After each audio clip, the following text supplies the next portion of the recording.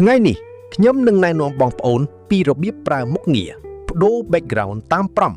នៅក្នុង plugins ជួយ AI Pro version ថ្មីដំបូងយើងបើករូបភាពដែលចង់បដូរ background ក្នុង Photoshop ជាមុនសិន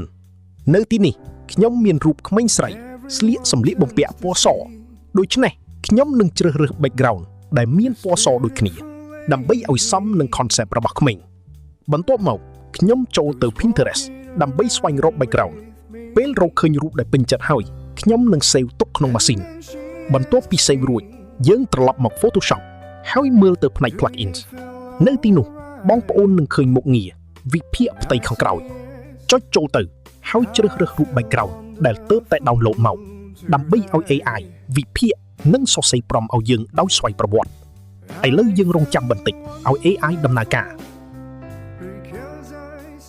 ពេលវិភាគរួចប្រព័ន្ធនឹងបង្ហាញប្រំជា3ភាសាខ្មែរអង់គ្លេសនិងវៀតណាម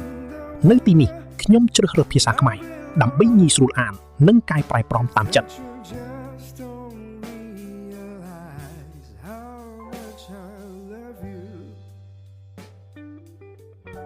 បន្ទាប់មក scroll ឡើងលើហើយជ្រើសស្រទាប់រហ័សដើម្បីយករូបក្មេងស្រីដែលកំពុងបើកក្នុង Photoshop ដាក់ចូលទៅក្នុងរូបភាពយន្តបន្ទាប់ពីនោះបើកមុខងារផ្ទៃខាងក្រោយប្រំហើយចុចបង្ហើតរូបភាពជាការស្រេចងាយស្រួលនិងលឿនណាស់មែនទេឥឡូវយើងរងចាំឲ្យប្រព័ន្ធបង្កើតរូបមិន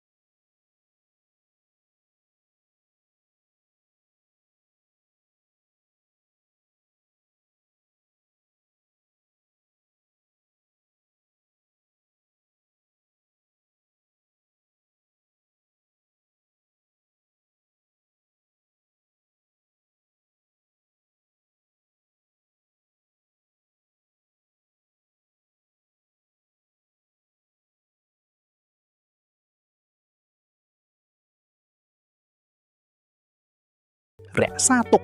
បន្ទាប់មកដាក់ឈ្មោះ template តាមដែលចង់បានហើយចុចបន្ត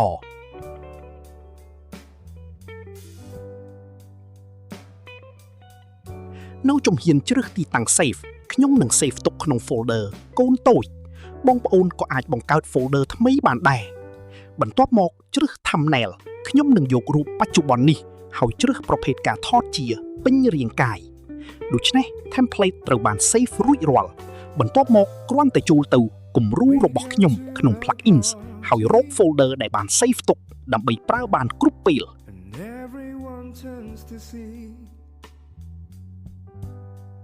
This beautiful lady who's walking around with me, and then she asks me